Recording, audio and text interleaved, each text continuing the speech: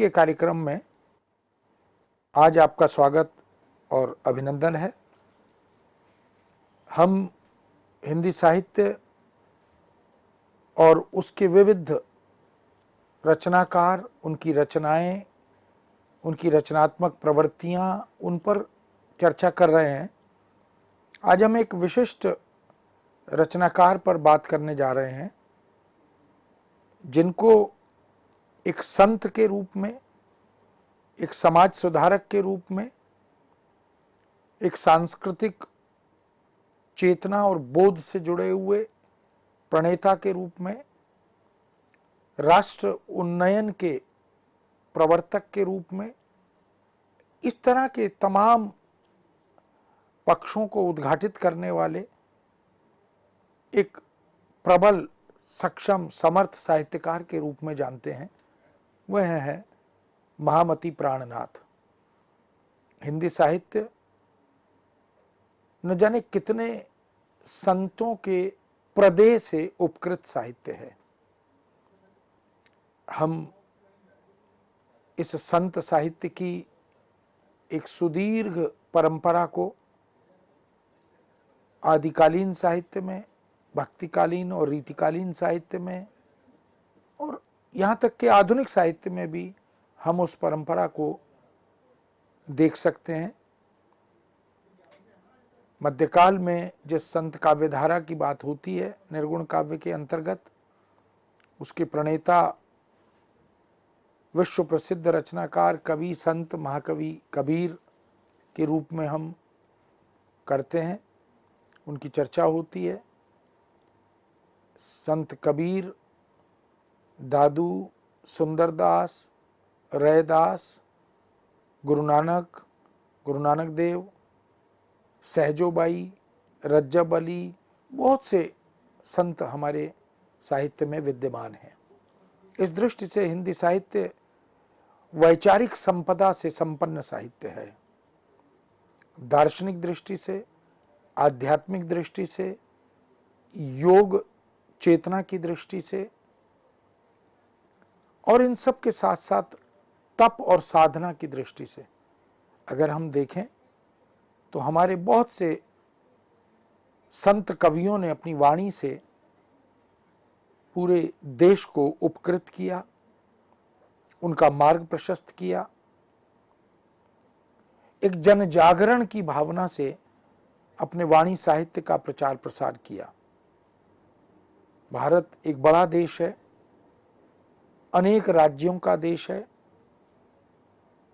और इन सभी राज्यों में समय समय पर अनेक रचनाकार, संत, साहित्यकार, प्रणेता ये जन्म लेते रहे हैं। चाहे राजस्थान की बात करें, चाहे गुजरात की बात करें, हरियाणा और पंजाब की बात करें, दक्षिण भारत के राज्यों की बात करें, सभी जगह हमें न जाने कितने संत अपने साहित्य से उपकृत करते हुए उपलब्ध होते हैं। आज ऐसे ही महान संत कवि, वाणीकार महामति प्राणनाथ पर हम चर्चा करेंगे, जिनका सांस्कृतिक जागरण, बोध और राष्ट्रीय उन्नयन की चेष्टा, उनका प्रयास, ये वास्तव में उन्हें एक निष्पाप आत्मा के रूप में स्थापित करता है। महामति प्राणनाथ का जन्म गुजरात के कठियावाड़ में सन 1618 ईस्वी में हुआ था। हिंदी साहित्य में यह समय मध्यकाल कहलाता है। मध्यकाल का पूर्व भाग भक्तिकाल, जिसे हिंदी साहित्य का स्वर्णयुग भी कहा गया है, यह कहलाता है। इस भक्तिकाल में सगुण और निर्गुण भक्त कवि, संत कवि, राष्ट्र चिंतक कवि प्रचुर मात्रा में उपलब्ध हुए हैं। यह भारत भूमि पूरे विश्व में संतों की साधना, तपस्वियों के तप, दार्शनिकों और रहस्यवादियों के सृष्टि दर्शन, ब्रह्म ज्ञान तथा सांसारिक नश्वरता के बोध के कारण पूज्य भूमि मानी जाती है। महादेव के शीर्ष से अवतरित सुरसरी के द्वारा इस देश में पाप प्रक्षालन करते हुए लोकहित एवं राष्ट्रहित का मार्ग बार बार प्रशस्त किया जाता है। जीव जगत के सत्य एवं वास्तविकता से अवगत कराने का कार्य भी इस देश की तमाम साहित्यिक परंपराओं ने, संतों की वैचारिक संपदा ने समय समय पर किया है। सामाजिक वैमनस्य को त्याग के समरसता को आत्मसात करने की प्रेरणा और आत्म जागरण से परम धाम गमन हेतु निष्पाप आत्मा का संकल्प भी इसी पुण्य भूमि के अनेक कवियों ने, समाज सुधारकों ने, राष्ट्र चिंतकों ने, साधु संत और तपस्वियों ने समय समय पर लिया है। इस देश के संतों ने ही विश्व को यह भी बोध करवाया कि परम धाम ही ब्रह्म आत्माओं की लीला स्थली है। ऐसे ही उदात्त एवं सात्विक भावों के आगार थे महामती प्राणनाथ। जीवन के असंख्य प्रेरक और सुदीर्घ अनुभवों से महामती प्राणनाथ ने अपने साहित्य का सृजन किया और अपने शिष्य मंडल से एक सुंदर साथ की परिकल्पना को चरितार्थ किया। सुंदर साथ अपने आप में एक पारिभाषिक शब्द बन गया, एक पारिभाषिक अवधारणा बन गई। मध्यकालीन अनेक संतों की तरह महामती प्राणनाथ ने भी देह और जगत से मिथ्या मोह को त्याग कर आत्म जागरण की राह प्रशस्त की। जागनी लीला के प्रचार प्रसार एवं स्थापना का प्रेरक कारण भी यही बना।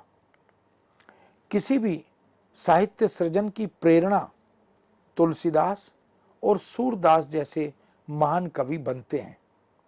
केशव, भूषण, रसखान, रहीम, सूरदास, मीरा, बिहारी आदि ऐसे अनेक कवियों का साहित्य, कबीर, नानक, रैदास, नामदेव और जायसी जैसे कवियों का साहित्य एक साथ एक ही स्थल पर यदि देखना हो, यदि पढ़ना हो, तो महामती प्राणनाथ के साहित्य को पढ़ा जा सकता है। क्योंकि महामती प्राणनाथ एक अध्येता के रूप में जिस साहित्य वाणी का प्रतिस्थापन करते हैं, जिस साहित्य वाणी की प्रतिष्ठा करते हैं, वो वास्तव में अपने से पूर्व और समकालीन अनेक रचनाकारों के कथ्य और वस्तु के निष्कर्ष को भी अपनी प्रस्तुति से जोड़ते हैं। शास्त्र की मान्यता है कि साहित्य पृथ्वी और स्वर्ग के बीच सेतु का कार्य करता है, किंतु साधक साहित्यकार तो विश्वामित्र की तरह होता है, जो पाठक समुदाय को ही सदैव स्वर्ग तक ले जाने का अलौकिक कार्य भी करता है। यह साहित्यकार की शब्द साधना, उसका वाणी संधान और निष्पाप हृदय के मनोबल से ही संभव हो पाता है। संपूर्ण भूलोक को ही स्वर्ग बनाने की क्षमता और सामर्थ्य ईश्वर ने साहित्य रचयिता को ही वरदान स्वरूप प्रदान की है। कहा भी जाता है कि जहां न पहुंचे रवि वहां पहुंचे कवि। यदि कवि समाज चिंतक हो, राष्ट्र नायक हो, भक्त एवं दार्शनिक हो, तो सोने में सुहागा हो जाता है। वही स्तुत्य कार्य महामती प्राणनाथ ने भी अपने संपूर्ण जीवन काल में कर दिखलाया। महामती प्राणनाथ के साहित्य का उद्देश्य ही है साहित्यस्य भावः साहित्यम। उनका मानना था कि सहित होने का भाव अर्थात हित सहित होने की भावना ही साहित्य है। साहित्य एवं वाणी की देवी मां सरस्वती या वाग देवी हैं। वीणा वादिनी में मां सरस्वती की वीणा कला का प्रतीक है और पुस्तक समस्त विधाओं की प्रतीक है। इसलिए कला और विधाओं का समन्वय करते हुए महामती प्राणनाथ ने जिन 14 ग्रंथों का सृजन किया, प्राणनाथ संप्रदाय के दर्शन की स्थापना की, उसने सुंदर साथ से अभेद और अद्वैत रिश्तों की परिकल्पना की, उसका मूल ग्रंथ कुलजम स्वरूप कहलाया।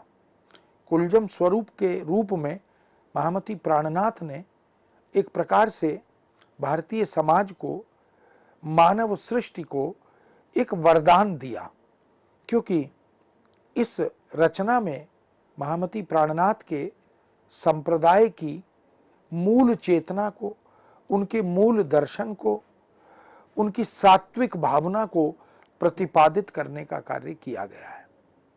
प्राणनाथ जी का संपूर्ण जीवन सन 1618 से 1694 ईस्वी तक शब्द, शरीर और अर्थ आत्मा के रहस्य को उद्घाटित करते हुए मानव जाति के हित एवं कल्याण के निमित्त समर्पित हुआ है। वो शब्द को शरीर मानते थे और अर्थ को आत्मा मानते थे। शब्द वही सार्थक होता है जो अर्थ के साथ प्रकट होता है। इसलिए शब्द और अर्थ का, यानी शरीर और आत्मा का जो संबंध है वह अटूट है, अभिन्न है और उसमें कहीं कोई दूरी दिखाई नहीं देती। महामती प्राणनाथ वस्तुतः संत थे और उनकी दृष्टि में सामाजिक वैमनस्य, विरोध, कटु व्यवहार यह आपत्तिजनक था। इसको देखकर, इन तमाम समाज विरोधी स्थितियों का अनुभव करके महामती प्राणनाथ ने समरसता पर बल दिया। वास्तव में प्रासंगिकता की दृष्टि से देखें तो आज समरसता की अत्यधिक आवश्यकता है। आज समरसता को प्रसंग में लाने की अत्यंत अपेक्षा है। जिस तरह की वैमनस्य की भावना, परस्पर विरोध की वैचारिकता, व्यवहार में कटुता हम देख रहे हैं, उन सब को देखते हुए हम कह सकते हैं कि संतों के साहित्य की पुनर्व्याख्या हो, उसका पुनर्उद्घाटन हो, उसकी मूल भावना और मूल चेतना को, उनके दर्शन को, उनके अध्यात्म बोध को जन जन तक पहुंचाने का कार्य किया जाए। अपने अनुभवों पर आधारित दर्शन को महामती प्राणनाथ ने प्रतिष्ठित किया। इसका मतलब सृष्टि को, जीव को, जगत को, आत्मा को, परमात्मा को, माया को, इन सब को जिस तरह से उन्होंने देखा और उसको देखकर जो लंबे जीवन अनुभव अर्जित किए, उन सब से एक दृष्टि निकली, एक दर्शन निकला, एक आध्यात्मिक बोध निकला। उन सब की प्रतिष्ठा महामती प्राणनाथ ने अपनी वाणी के माध्यम से की है। समाज और सृष्टि को जीवन के सत्य से अवगत कराने का एक महत्वपूर्ण और दुर्लभ कार्य महामती ने किया था। वस्तुतः यह जो सृष्टि है, यह जो जीवन है, यह इस मायावी भौतिक भ्रम में, असत्य के मोहपाश में जकड़ी गई है। उसे सत्य का बोध कराते हुए, जीवन की वास्तविकता और सार्थकता से अवगत कराते हुए, ग्राह्य और त्याज्य का बोध कराते हुए महामती प्राणनाथ ने अपनी वाणी को विस्तार दिया। उनका मूल ग्रंथ कुलजम स्वरूप है, जिसमें उनके 14 ग्रंथ संकलित हैं। उनके अनुयायी शिष्यों का एक मंडल था जो आगे चलकर सुंदर साथ कहलाया। सुंदर साथ भी एक प्रतीकात्मक, अवधारणात्मक शब्द के रूप में हमारे सामने आया। वह साथ मनुष्य का मनुष्य से, सामाजिक का सामाजिक से, जिसमें किसी प्रकार का वैमनस्य ना हो, राग द्वेष ना हो, किसी प्रकार की ईर्ष्या ना हो और सबके प्रति एक समभाव की, एक समरसता की अनुभूति दिखाई दे। महामती प्राणनाथ ने ब्रह्म सत्यम जगत मिथ्या दर्शन के आधार पर जगत से मिथ्या मोह को त्यागने पर या मुक्ति दिलाने पर बल दिया।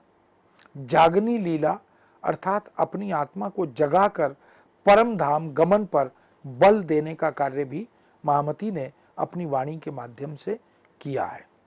उनका मानना था कि आत्मा रूपी चुनरी में यदि दाग लग जाए तो उसे छिपाना बहुत कठिन है। इसलिए परमपिता परमात्मा का लोक मेरे बाबुल का घर है। वहां जाके वह मैली आत्मा बाबुल से कैसे अखियां मिला सकती है।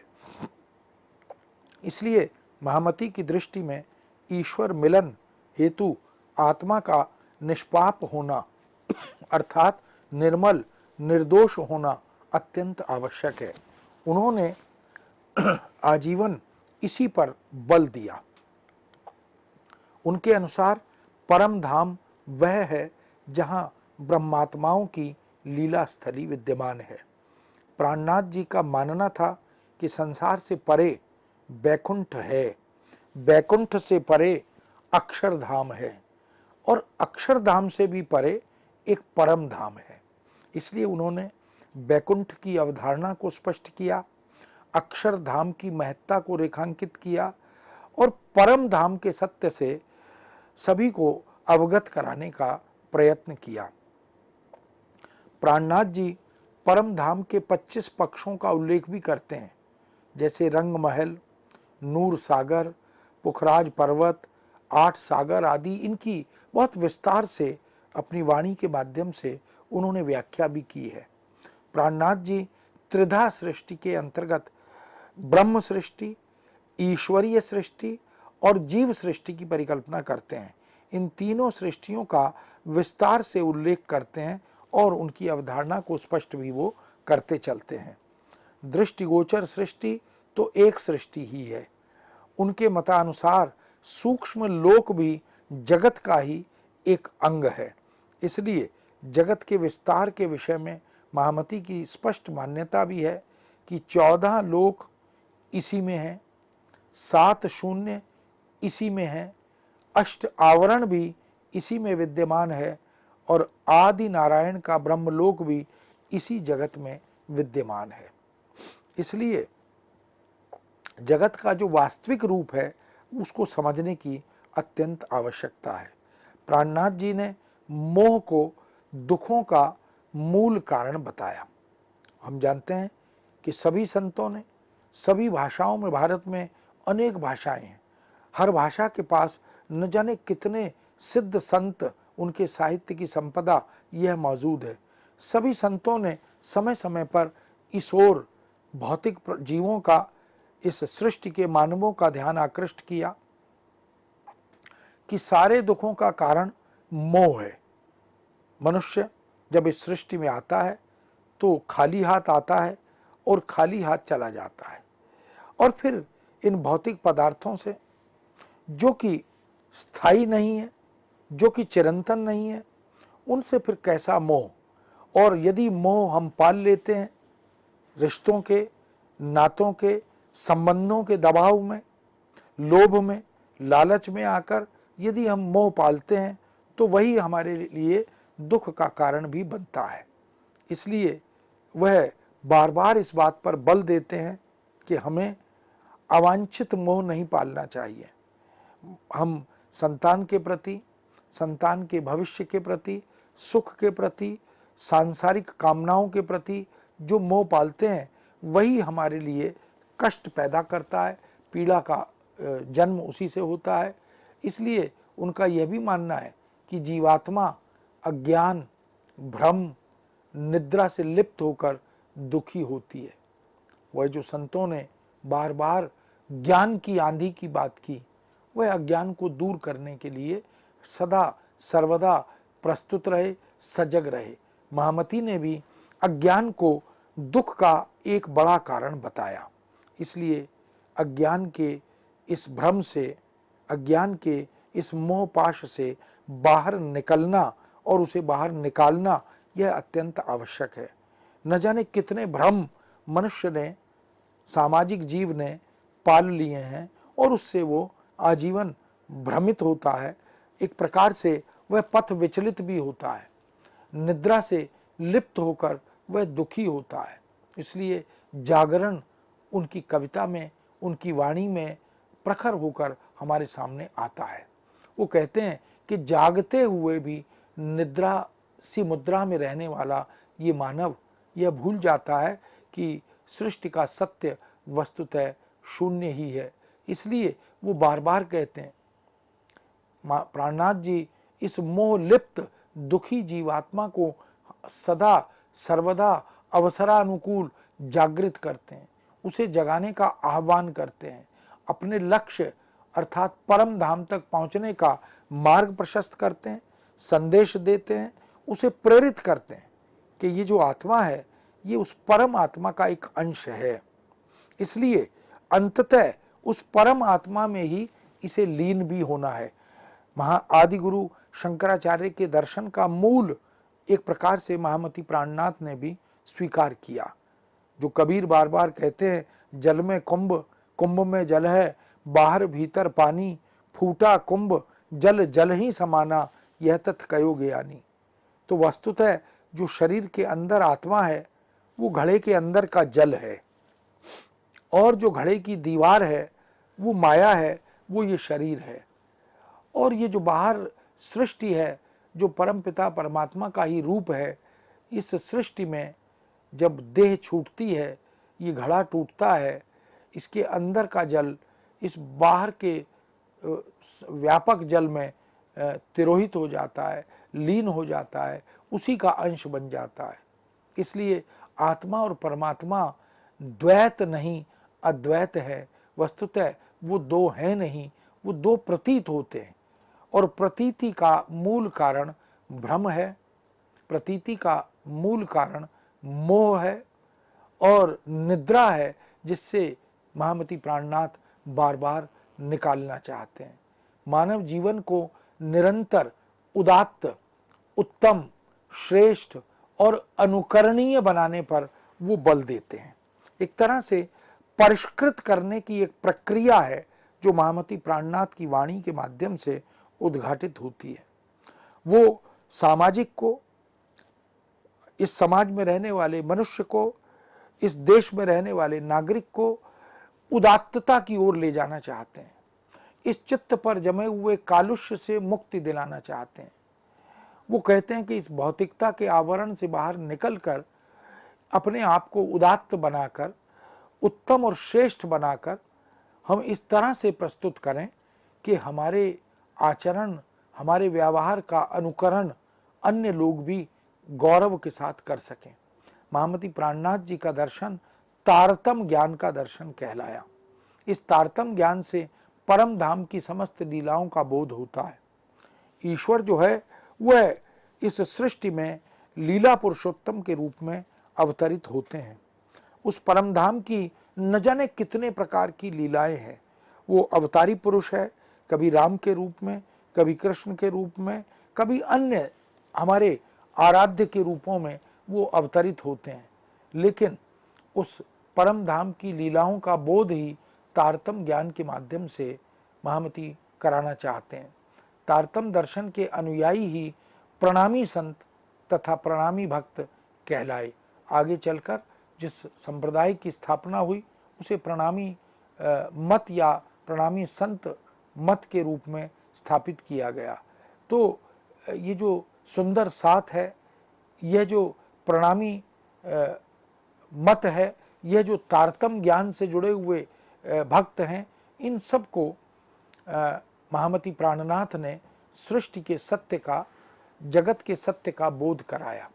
तारतम निधि भी इसको कहा गया, इसलिए कुलजम स्वरूप यानी 14 ग्रंथों का वह संग्रह जिसमें महामती प्राणनाथ के सभी ग्रंथों का संग्रह किया गया, उसको तारतम निधि का नाम भी दिया गया। इस तारतम ज्ञान ने सभी धर्मों में फैली भ्रांतियों का निवारण किया।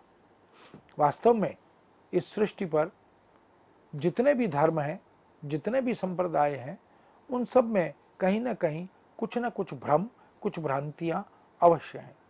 उन भ्रम और भ्रांतियों के निवारण के लिए महामती ने प्रशंसनीय प्रयत्न किए और अनेक प्रकार के उपाय किए तथा मार्ग प्रशस्त किया।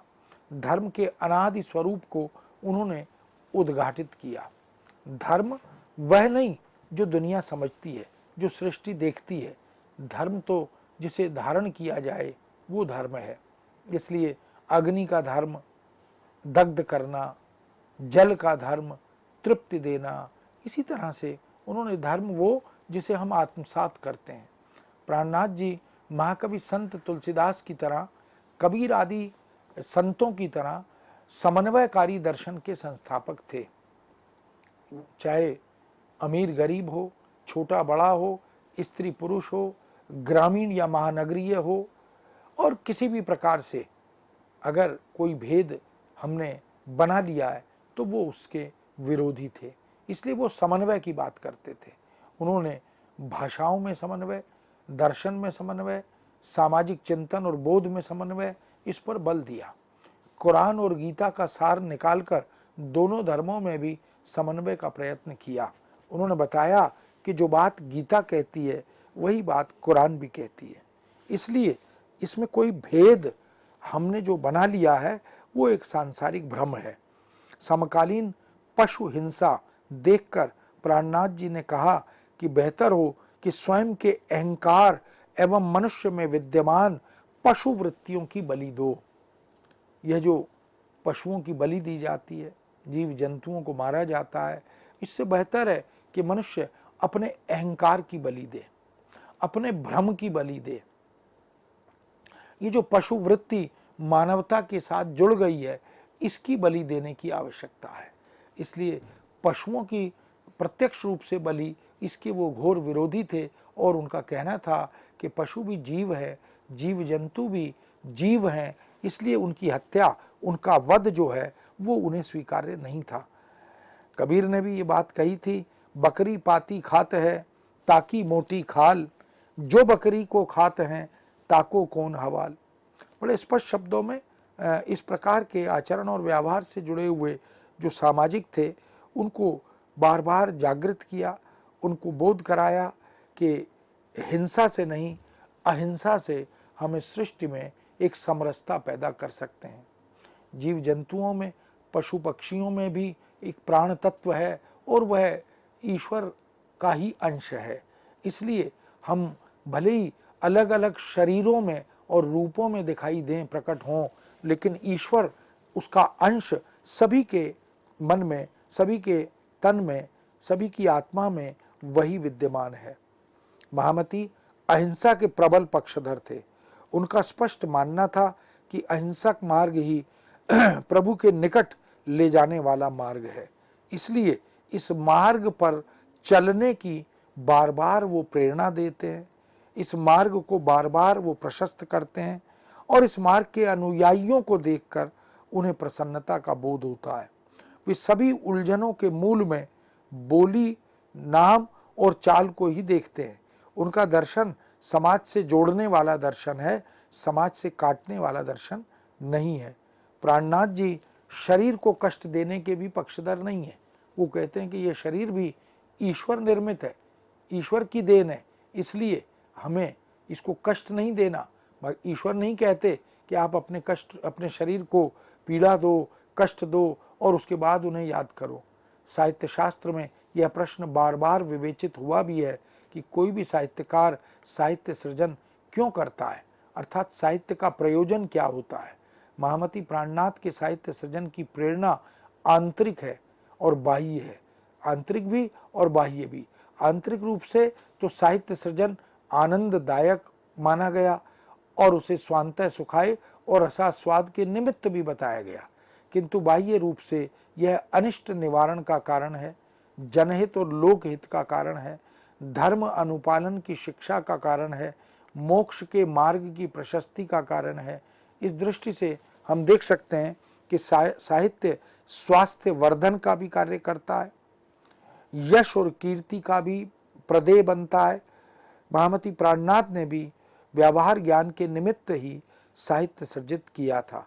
इसलिए वो अपने पाठकों को, अपने देशवासियों को, मानव सृष्टि के समस्त प्राणियों और जीवों को इस बात का बोध कराना चाहते थे कि जीवन में व्यावहारिक ज्ञान की अनिवार्यता है। हमें भ्रम से निकलकर, हमें मोह से निकलकर, हमें ईर्ष्या से बाहर आकर इस व्यावहारिक ज्ञान को आत्मसात करते हुए उस ईश्वर का चिरंतन स्मरण करना, यही हमारे जीवन की उपलब्धि है, इस पर उन्होंने बल दिया। मित्रों, इस विषय को अभी यहाँ विराम देते हैं, पुनः आपके समक्ष उपस्थित होंगे। आज्ञा दीजिए। नमस्कार।